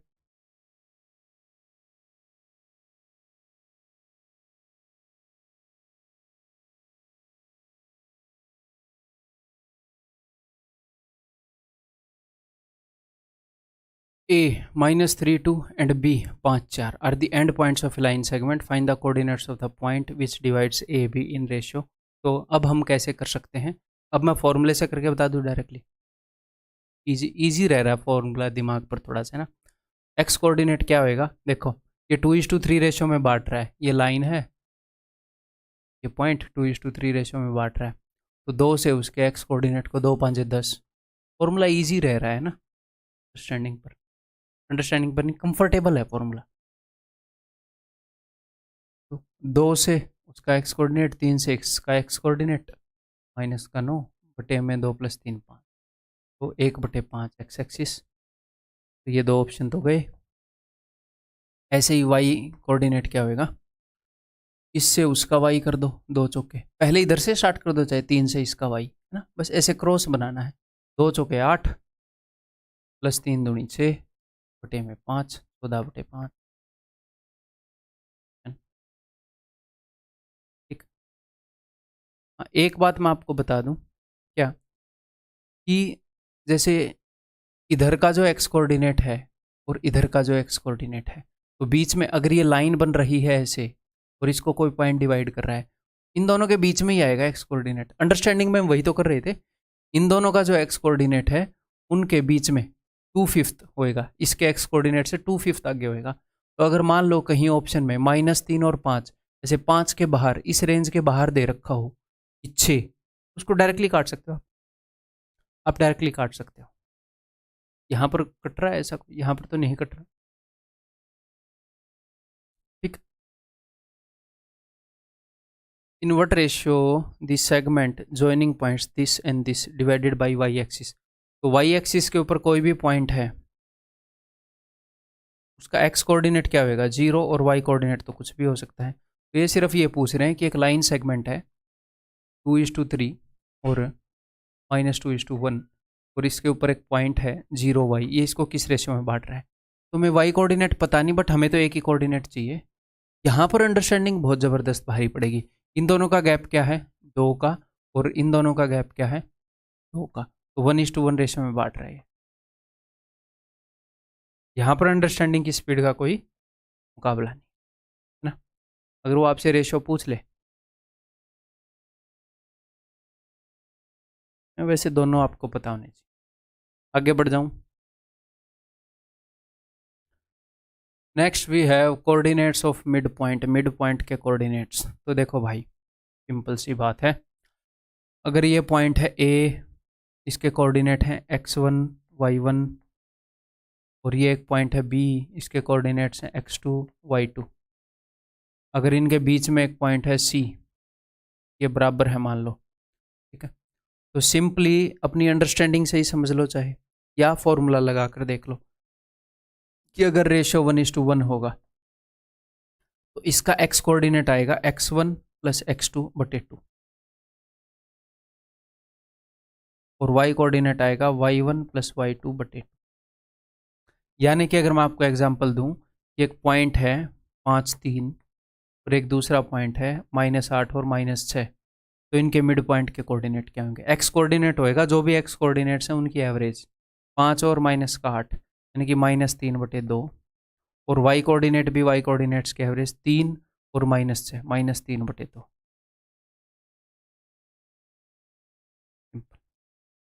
क्लियर है, समझ में आ गई बात। इन दोनों के एवरेज होएगा ये वाला पॉइंट, इन दोनों के सम का हाफ। आगे बढ़ जाएं, तो इन सभी पॉइंट्स का एक बार मिड पॉइंट निकालोगे इस लाइन का, कि अगर यहाँ पर एक पॉइंट है 4 3, यहाँ पर एक पॉइंट है 6 - 1, ये लाइन है तो इसका मिड पॉइंट क्या होगा, सिंपली 6 और 4 10/2 5 मिड पॉइंट के कोऑर्डिनेट है। और 3 में से 1 गया 2 2/2 1 5 1, ये वाला पॉइंट मिड पॉइंट है। ऐसे ही 9 और 2 इनका सम करो, सम/2 -11/2 और 2/2 यानी कि 10 में से 2 गए 8/2 यानी कि 4 और -3 और 7 4 हो गया 4/2, ये मिड पॉइंट हो गया। ठीक है भाई, क्लियर है।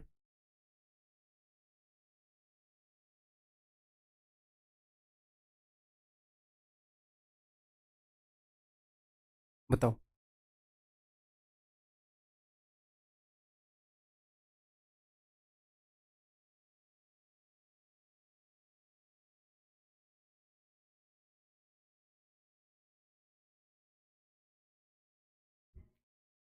Point P is the midpoint of segment AB.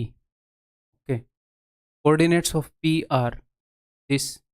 देखो ये एक लाइन सेगमेंट है, तो P के कोऑर्डिनेट्स हैं 3 और 1, ये AB है। B के कोऑर्डिनेट हैं 5 और -4। ये पूछ रहा है A के कोऑर्डिनेट्स क्या होंगे। देखो आपको एक बात पता है क्या, कि पॉइंट P मिड पॉइंट है तो इसके जो कोऑर्डिनेट होते हैं वो दोनों की एवरेज होते हैं। इधर का x कोऑर्डिनेट और इधर के x कोऑर्डिनेट की एवरेज होते हैं। यानी कि इसकी और इसकी एवरेज अगर 3 है तो इनका सम क्या होएगा, दो चीज़ों की एवरेज 3 है तो सम होएगा 3 दूनी 6। तो ये देखो यहाँ पर एक पॉइंट है और यहाँ पर एक पॉइंट है, उनका सम 6 है तो ये 5 है तो ये 1 हो जाएगा। सम में से इसको घटा दो। ऐसे ही y कोऑर्डिनेट्स की एवरेज अगर 1 है तो सम क्या होएगा 2, तो सम 2 है, 2 में से इसको घटा दो। या फिर ऐसे सोच लो, यहाँ पर ऐसा क्या लिखूँ कि उसका और इसका सम 2 हो जाए, यानी कि प्लस का 6 माइनस का 4 ये है इसका 6 एक और 6। आपको ऐसे करने की जरूरत नहीं है ना, इनको मैं x और y मानूँ, x + 5/2 = 3, y - 4/2 = 1। ठीक है, क्लियर है। अगर इन दोनों पॉइंट्स की एवरेज अगर 3 है तो सम 6 हो गया है? और अगर एवरेज 1 है तो सम 2 हो गया। उसमें से अगर एक पॉइंट गिवन है, सम में से वो घटा तो दूसरा आ जाएगा, 2 - -4 6 आ जाएगा। ये बताओ।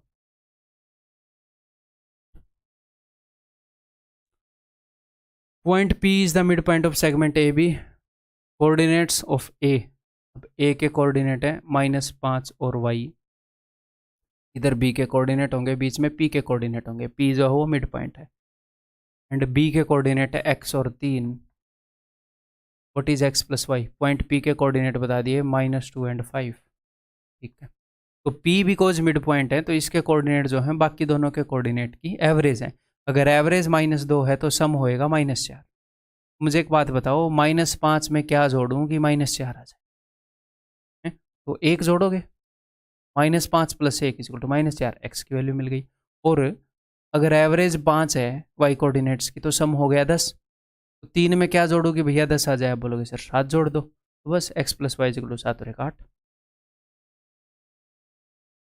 जी। Are we ready? ठीक है, समझ में आ गया।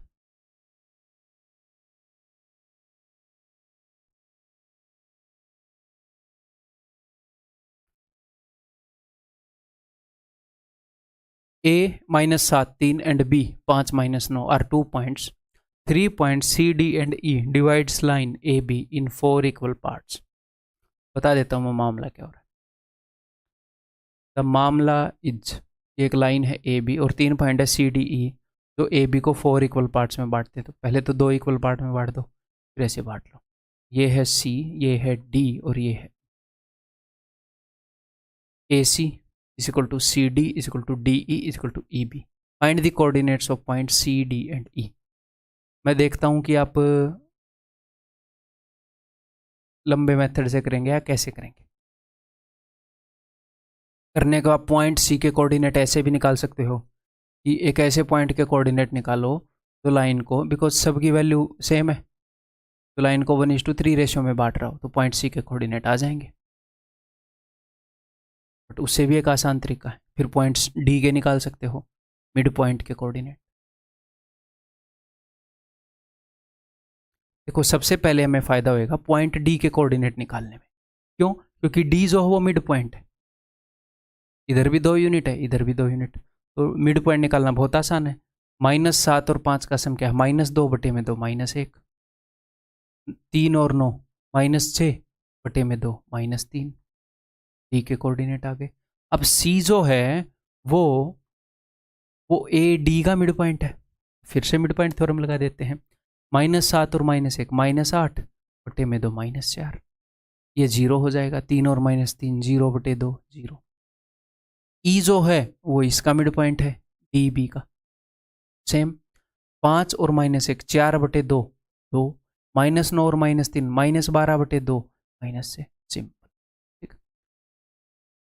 वैसे सिर्फ डी के कोऑर्डिनेट निकालने के बाद ही हमें चेक करना चाहिए था वहां पर कि -1 और -3, तो ये 2 कट जाते हैं अपने। फिर सिर्फ इसके निकाल के चेक करते, वो पास हो जाते। फिर एंड में 2 और माइनस से तीनों ही निकालने पड़ते हैं ना, जिस हिसाब से ऑप्शन दिए हैं। आगे बढ़ जाऊं।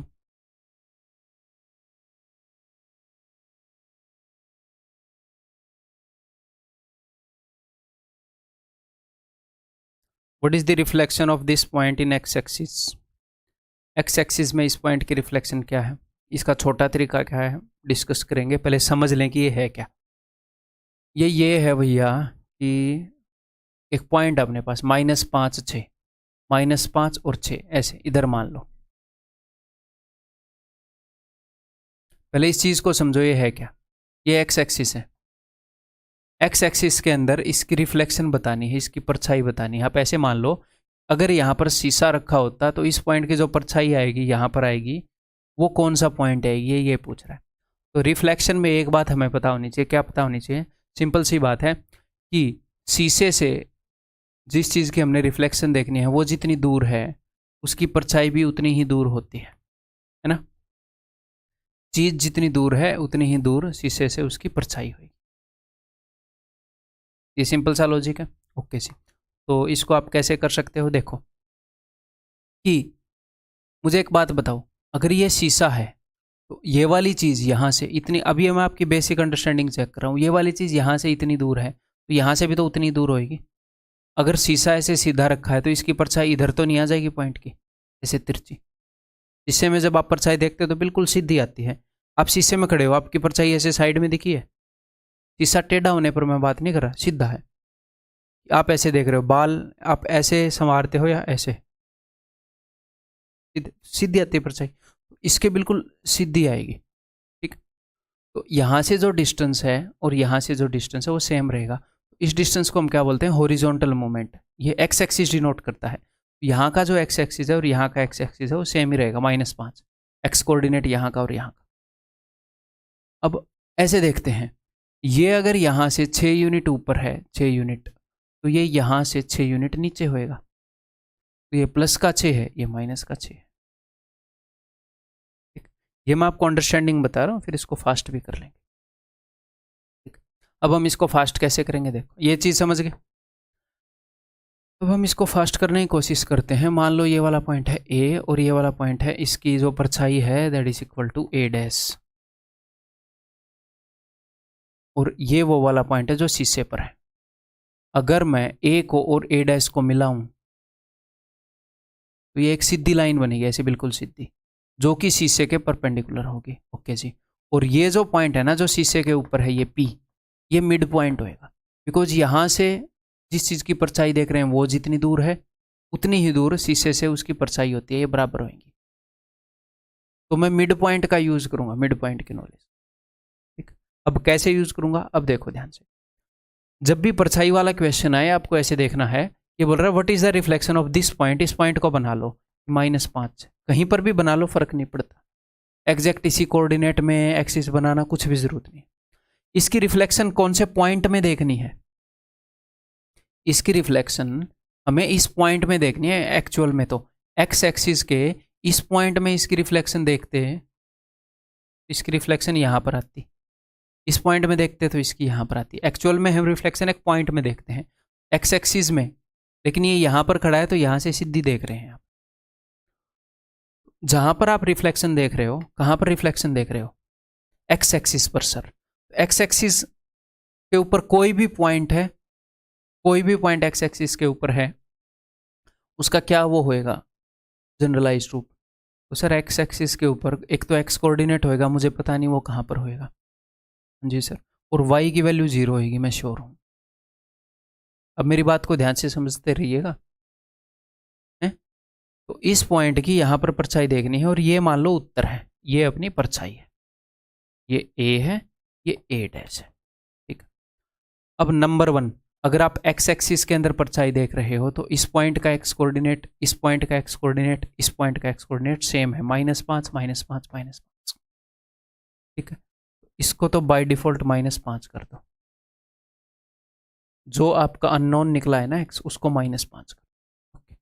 अब ये मिड पॉइंट है, ये तो मिड पॉइंट है, यहाँ का और यहाँ का सम क्या आना चाहिए? अगर एवरेज 0 है तो सम आना चाहिए 2 × 0 0। तो ये 6 है, 6 में क्या जोड़ोगी? 0 है, -6, तो -5 और माइनस, जो हमने निकाला भाई। और भी मैं क्वेश्चन करवाऊंगा ऐसे, तो टेंशन मत लो, अगर समझ में नहीं आया तो आ जाएगा, अगले क्वेश्चन में आ जाएगा, ठीक। मैंने सिंपली क्या किया, उसने बोला कि मैं एक्स एक्सिस में परछाई देखना चाह रहा हूँ इस पॉइंट की, तो मैंने बोला ठीक है, ये वाला पॉइंट, और एक्स एक्सिस के ऊपर मैंने पॉइंट बना लिया जिसमें वो परछाई देख रहा है, मैंने उसको ले लिया x0, ठीक है। फिर उसकी परछाई के ये पूछे हैं कोऑर्डिनेट, तो फिर अब मुझे पता है भैया इसके जस्ट नीचे वही वाला, यहाँ पर जो एक्स एक्सिस होगा, जिस पॉइंट के ऊपर हम परछाई देख रहे हैं उसका एक्स एक्सिस भी यही होएगा।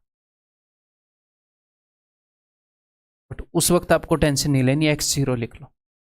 फिर ये -5 जो अननोन पॉइंट है, फिर x अननोन है ना, -5 -5 -5, ये 0 है, ये 6 है तो -6 ही आएगा, 3 है तो -3 ही आएगा, ठीक। अब आगे बढ़ते रहे हम। What is the reflection of the point in the Y axis? इस पॉइंट की रिफ्लेक्शन वाई एक्सिस में, वाई एक्सिस के ऊपर अगर कोई भी पॉइंट होएगा तो वो 0 y ऐसे होएगा। तो मुझे इस पॉइंट की रिफ्लेक्शन चाहिए 2 - 3.5 की, इस पॉइंट में, कौन से पॉइंट में? 0 y में क्या रिफ्लेक्शन है? तो देखो भैया ये y है ना, ये तीनों जगह सेम ही रहेगा y कोऑर्डिनेट, यहाँ पर भी -3.5, यहाँ पर भी और यहाँ पर भी।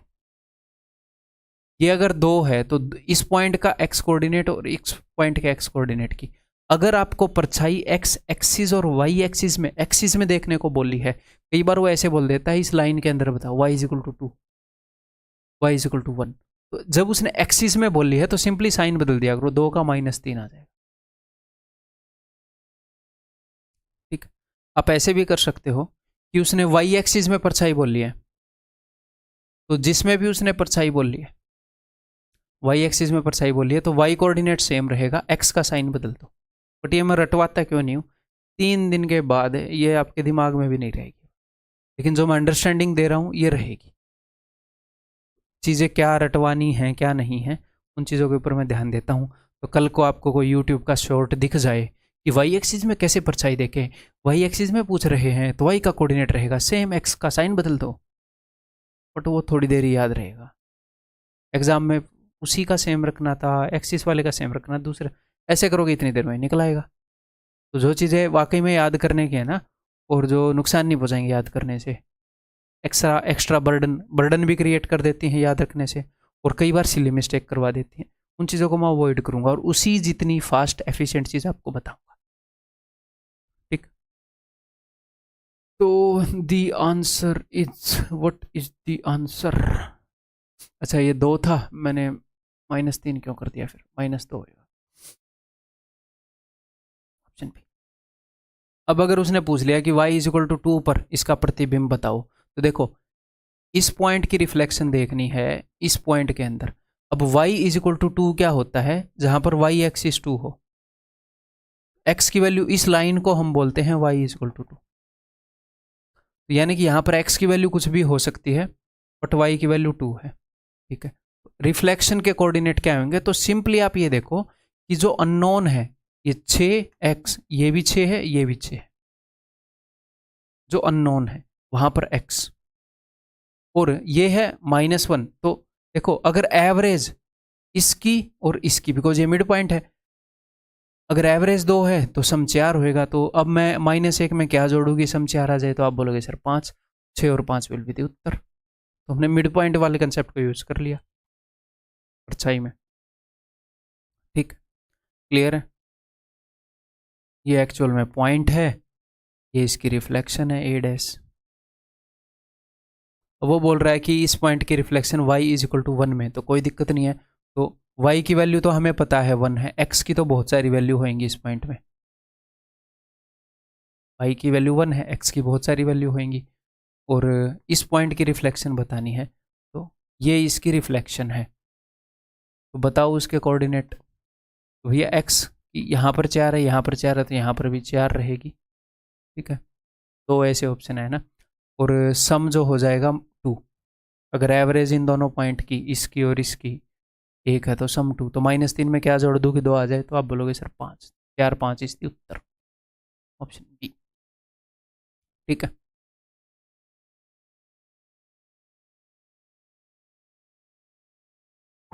नो नीड इतने सारे क्वेश्चन करने की, HW है, खुद कर लो, मैं आगे बढ़ रहा हूँ। इस पॉइंट की ओरिजिन में क्या रिफ्लेक्शन होगी? जब किसी भी पॉइंट की ओरिजिन में रिफ्लेक्शन पूछी जाए तो सिंपली उसके दोनों के साइन बदल दो। 3 और -5 है तो -3 और 5। अगर ये याद रहे तो ठीक है, अदरवाइज देखो इस पॉइंट की रिफ्लेक्शन पूछी है, ओरिजिन पे पूछी है, इस पॉइंट के ऊपर, तो सिंपल सी बात है भैया, क्या करोगे आप? ये मिड पॉइंट होएगा, तो अगर एवरेज 0 है तो सम भी 0 होएगा। तो 3 में क्या जोड़ोगी, 0 आए, वही साइन पलट के लिखोगे। समझ में आ गया ना मैं साइन पलटने क्यों बोल रहा था?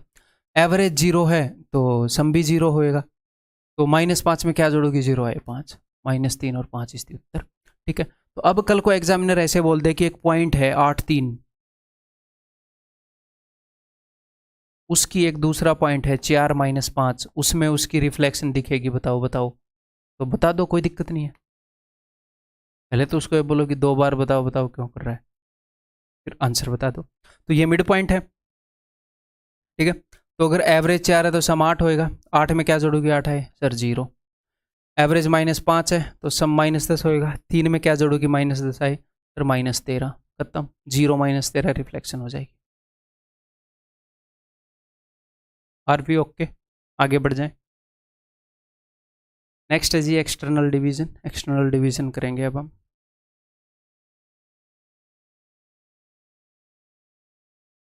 अब एक्सटर्नल डिवीजन का मतलब क्या है वो मैं आपको बताता हूँ। देखो पहले इंटरनल डिवीजन देखो, उससे कंपेयर करेंगे। अगर एक पॉइंट P एक लाइन AB को 2:3 में डिवाइड कर रहा है, तो इसका मतलब है P उस लाइन के ऊपर है और AP की वैल्यू 2 है और PB की वैल्यू 3 है। अब यही पॉइंट डिवाइडिंग इंटरनली अंतः विभाजन कर रहा है इन 2:3 रेशियो। अब यही डिवाइडिंग एक्सटर्नली इन 2:3 का क्या मतलब है? इसका ये मतलब है कि मान लो ये लाइन है AB, तो पहले जो पॉइंट P था वो इसके अंदर था, अब की बार पॉइंट P बाहर है। अब की बार पॉइंट P बाहर है, और अगर वो AB को डिवाइड कर रहा है एक्सटर्नली 2:3 में, AB को मैंने बोला A, तो देखो A से P की दूरी, यहाँ पर एक मज़ेदार चीज़ आपको सीखने को मिलेगी।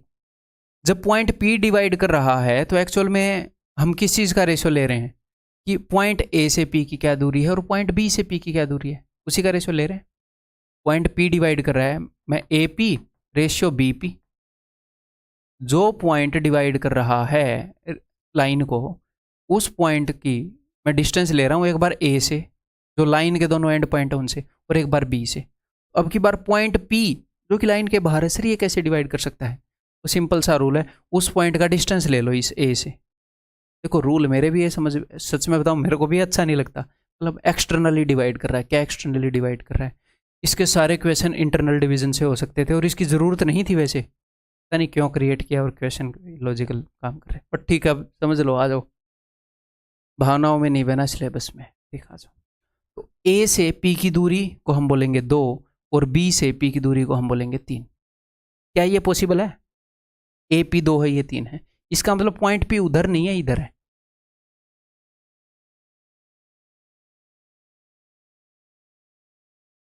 पॉइंट पी अगर ए बी को डिवाइड कर रहा है 2:3 में, तो ए बी को डिवाइड कर रहा है ए बी, तो ए से उस पॉइंट की दूरी 2 है,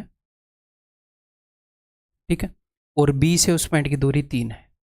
ए बी की लंबाई ये पूरा 3 यूनिट है, ये 2 यूनिट है, ये 1 यूनिट है। अब आप ऐसे भी बोल सकते हो कि पॉइंट ए पी बी को 2:1 रेशियो में डिवाइड कर रहा है, पी बी को पॉइंट ए 2:1 रेशियो में डिवाइड कर रहा है। या फिर आप ऐसे बोल सकते हो कि पॉइंट पी जो है वो लाइन सेगमेंट ए बी को, क्योंकि इससे बाहर है, एक्सटर्नल है, वो 2:3 रेशियो में डिवाइड कर रहा है। ए बी को डिवाइड कर रहा है, यानी कि ए से लेकर पी तक की दूरी 2 है, और बी से लेकर, पहले ए का नाम लिया ना मैंने, बोला ए बी को डिवाइड कर रहा है, पहले ए से पॉइंट पी की दूरी देखूंगा, फिर बी से। अगर मैं बोलूंगा पॉइंट पी बी ए को डिवाइड कर रहा है एक्सटर्नली, तो मैं रेशियो क्या लिखूंगा, मैं बी से पी की दूरी लिखूंगा 3, फिर मैं ए से पी की दूरी लिखूंगा। ये बी ए को 3:2 रेशियो में एक्सटर्नली डिवाइड कर रहा है। समझ गए कि नहीं? एक आधी स्लाइड पर और लिख दूंगा, टेंशन मत लो, जो समझ गया वो स्किप कर देगा आगे या तेज कर लेगा। ये बात एक्सटर्नल डिवीजन क्या है वो मैं बता रहा हूँ, इसका फॉर्मूला वगैरह बता दूंगा, वो टेंशन मत लो, ठीक है, डन।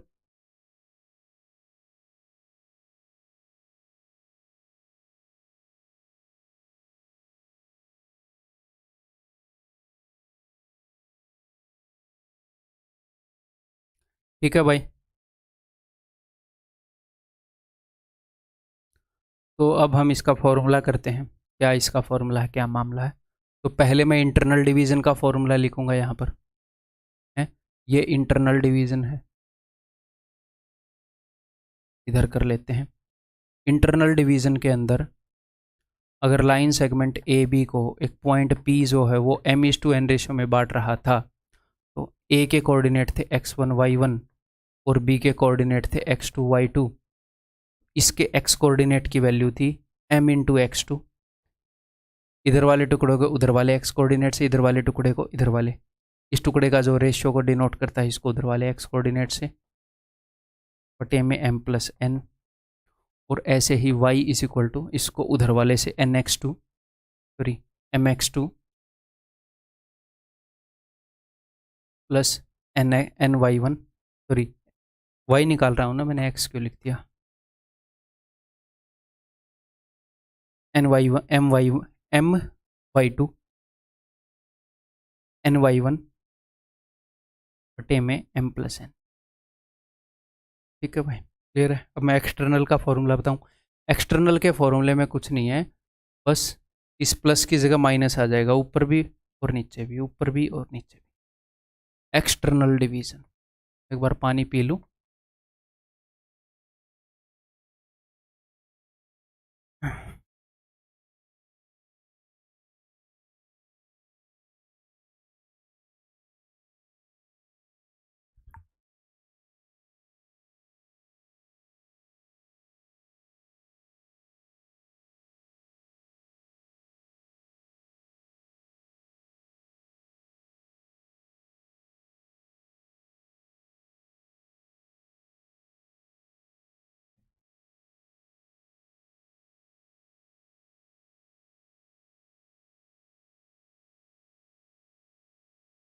ये लाइन सेगमेंट है ए बी, इसके कोऑर्डिनेट हैं x1 y1, इसके कोऑर्डिनेट हैं x2 y2। एक पॉइंट P है, ऑफ कोर्स लाइन से बाहर है, इसके कोऑर्डिनेट निकालने का फॉर्मूला है ना, P के ही तो कोऑर्डिनेट हैं x और y।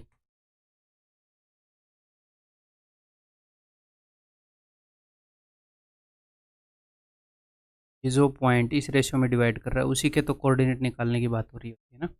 तो P के जो कोऑर्डिनेट है वो हैं एक्स वाई। तो अब अगर ये m:n रेशियो में डिवाइड कर रहा है, तो आपको पता है लाइन ए बी को डिवाइड कर रहा है, तो ए से लेकर P तक that is equal to m, और B से लेकर P तक दैट इज इक्वल टू। अब आप ये कैसे लगाओगे? यहाँ पर तो आप ऐसे क्रॉस बना लेते थे, mx2 nx1, वहाँ पर कैसे लगाओगे? देखो ये m जो है ये पॉइंट A से P की दूरी है ना, तो जब पॉइंट A से जो दूरी है उसको जो रिप्रेजेंट करता है उसको मैं मल्टीप्लाई करता था B वाले एक्स कोऑर्डिनेट से, और पॉइंट B से जो दूरी है उसको जो रिप्रेजेंट करता है उसको मैं मल्टीप्लाई करता था A वाले एक्स कोऑर्डिनेट से। तो पॉइंट A से जो दूरी है P की उसको क्या रिप्रेजेंट कर रहा है? M। इसकी मैं मल्टीप्लाई किससे करूंगा? पॉइंट B के एक्स कोऑर्डिनेट से।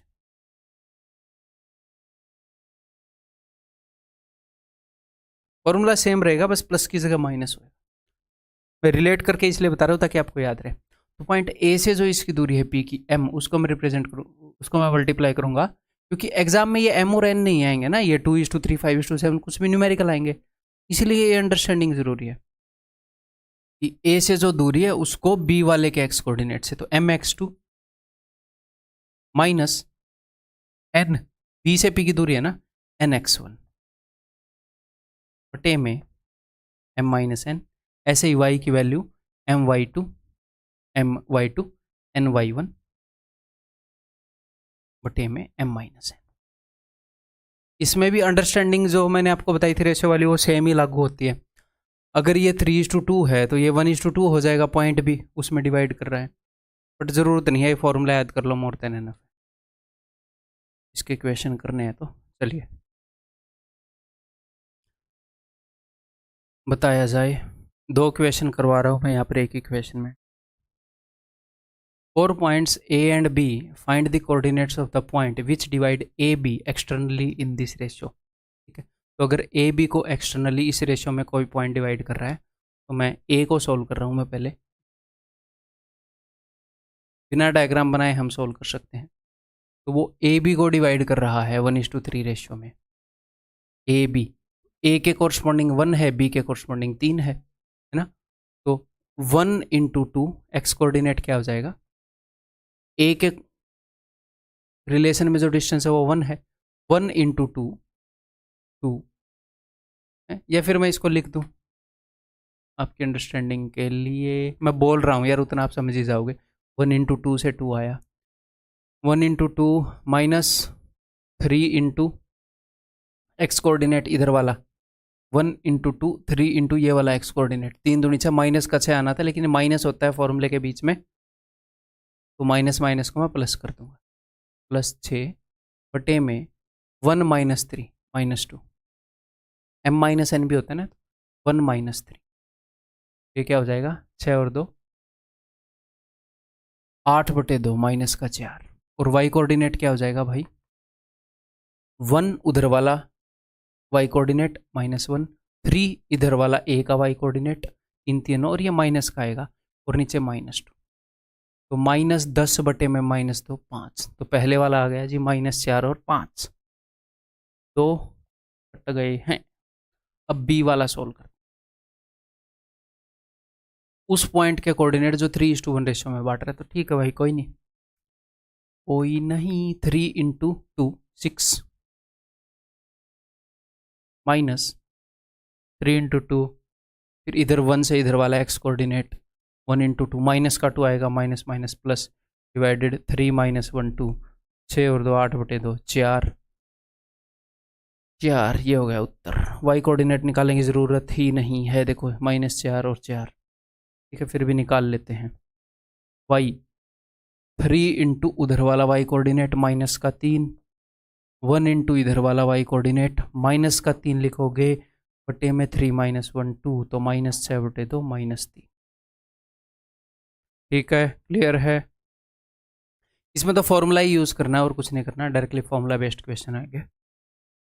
Find the coordinates of the point which divide the join of these points externally in ratio 5:3। कोई फॉर्मूला लगाओगे? HW कर देते हैं जी, ठीक। Next, point A divides line BC in certain ratio, ठीक है जी। Find the value of Y if the code, if आएगा ये, find the value of Y if the coordinates of B and C are this and this, not a big deal। P के coordinate है ये, P के coordinate है 2:-1, ए के coordinate है ये, ठीक है। तो नंबर 1 हम ये कर सकते हैं, देखो ध्यान से, इसको हम अंडरस्टैंडिंग के बेस पर भी कर सकते हैं।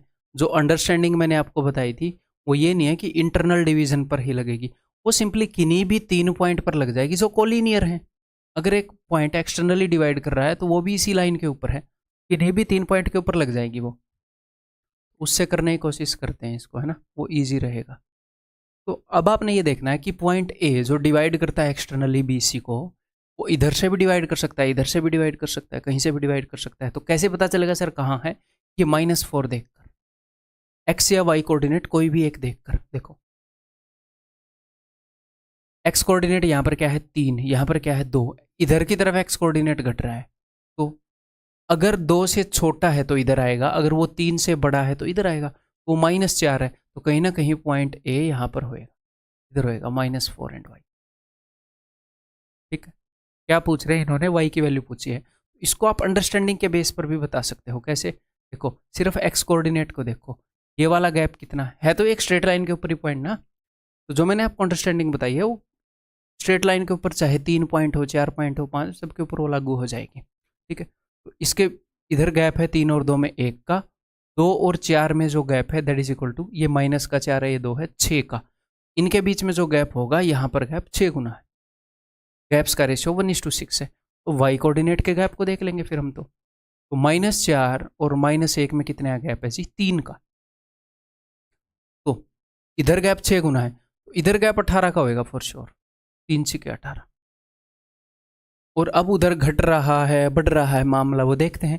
ये -4 से -1 हो गया, बढ़ रही है वैल्यू, -1 बड़ा होता है ना, नंबर भले ही छोटा हो लेकिन नेगेटिव है तो -1 बड़ा है।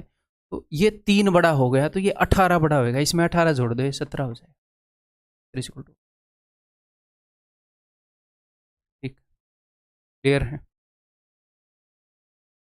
सर? अगर फॉर्मूले से करते तो, फॉर्मूले से अगर करते हैं तो जो पॉइंट, ध्यान से मेरी बात को सुन लीजिएगा, जो पॉइंट इस एक, ये तो आपको पहले ही देखना पड़ेगा कि पॉइंट ए कहाँ पर है, ये देखना पड़ेगा या नहीं? नहीं, ये भी देखने की जरूरत नहीं है, पॉइंट ए कहाँ पर है, फॉर्मूले से करोगे तो। ठीक है, तो जो पॉइंट इस लाइन को, फॉर्मूले से मैं करवा ही देता हूँ, जो पॉइंट इस लाइन को एक्सटर्नली किसी रेशियो में डिवाइड कर रहा है, उसके एक कोऑर्डिनेट की वैल्यू हमें पता है, इसकी एक्स कोऑर्डिनेट की, उसकी वैल्यू हम कैसे निकालते हैं? मान लो पॉइंट ए का डिस्टेंस बी से है m और पॉइंट ए का डिस्टेंस सी से है n। ठीक है, तो this is equal two point A से जो डिस्टेंस है m, पॉइंट बी का जो डिस्टेंस है m, और पॉइंट सी का एक्स कोऑर्डिनेट mx2। एक बार फिर से बताता हूँ, पॉइंट बी से उस पॉइंट का मैं डिस्टेंस देख रहा हूँ जो एक्सटर्नली डिवाइड कर रहा है। तो पॉइंट बी से अगर डिस्टेंस, अगर पॉइंट बी से डिस्टेंस m है तो पॉइंट सी के एक्स कोऑर्डिनेट के साथ मल्टीप्लाई होएगा m इंटू 2m, माइनस में n पॉइंट सी से उसका डिस्टेंस है, इधर का x coordinate n into 3, minus का 3n, साइन चेंज होता है आपको पता है, और नीचे है m-n, तो इससे m और n की वैल्यू आ जाएगी। क्वेश्चन हो गया बट ऐसे ब्रेनस्टॉर्मिंग करके हम देख रहे हैं। It implies that -4m + 4n is equal to 2m। मैंने भी पहले ऐसे करके देखा नहीं है, तो देखते हैं। 6m, ये 3 इधर आएगा तो 7n। It implies that m/n, n अगर उधर चला गया तो 7:6। तो हमें m और n की वैल्यू मिल गई। m अगर 7 है तो ये 6 है, देखो 6 और 1 7, तो m की वैल्यू 7 आ गई है 6। एक्सटर्नल और इंटरनल डिवीजन सिर्फ इंटरनल डिवीजन की अंडरस्टैंडिंग से भी हो सकते हैं। पता नहीं उन्होंने क्यों नया कंसेप्ट बना के रखा, कोऑर्डिनेट वालों ने, कुछ ना कुछ काम ही होएगा तभी बना के रखा होगा, जो मैथमेटिशियंस है वो बनाते हैं ना। ठीक है, तो अब आपको m और n की वैल्यू मिल गई, आप इधर 7 और 6 रख दोगे, फिर एक बार फिर से फॉर्मूला लगाओगे y के ऊपर कि y is equal to 7 into -1, 6 into -4 and बटे में वही वाला फॉर्मूला और y की वैल्यू। ठीक है, क्लियर है भाई? इस वीडियो के अंदर दैट्स ऑल। 1.5 घंटे के अंदर हमने काफ़ी कंसेप्ट्स कर लिए हैं कोऑर्डिनेट ज्योमेट्री के। अगली वीडियो के अंदर मिलता हूँ, और इसका जो फीडबैक है जो अपना टेलीग्राम ग्रुप है उसके अंदर देना मत भूल। मतलब इतने कम लोग वहाँ पर फीडबैक देते हैं कई बार, गुस्सा आता है।